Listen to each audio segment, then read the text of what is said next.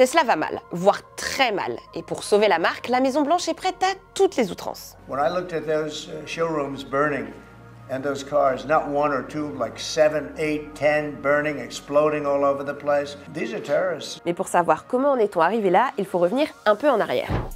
La bromance entre le président et Elon Musk n'est pas nouvelle. Le milliardaire a largement contribué à la campagne de Donald Trump, que ce soit en participant à ses meetings ou même financièrement. America's just not just going to be great. America is going to reach heights that it has never seen before.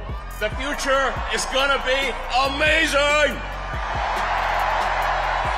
Mais le point de bascule, c'est ça.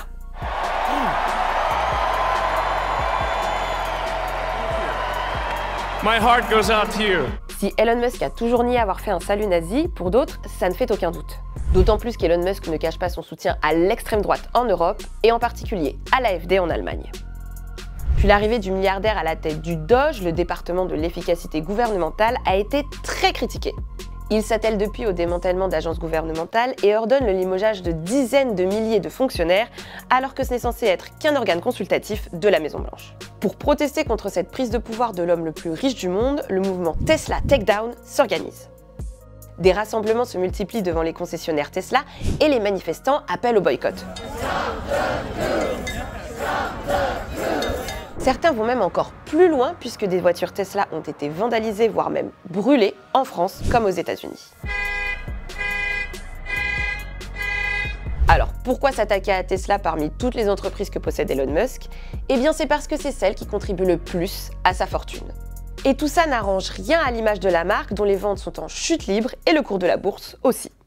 Mais du côté de Donald Trump et d'Elon Musk, la riposte s'organise. Afin de booster Tesla, le président invite la presse à le filmer en train d'essayer des voitures devant la Maison-Blanche. Une mise en scène digne d'un téléachat. Mais en revenant sur les Tesla vandalisés, l'ambiance change. Some say they should be labeled domestic terrorists because I will do that. I'll do it. I'm going to stop them. We catch anybody doing it because they're harming a great American company. À partir de ce moment-là, le ton est donné.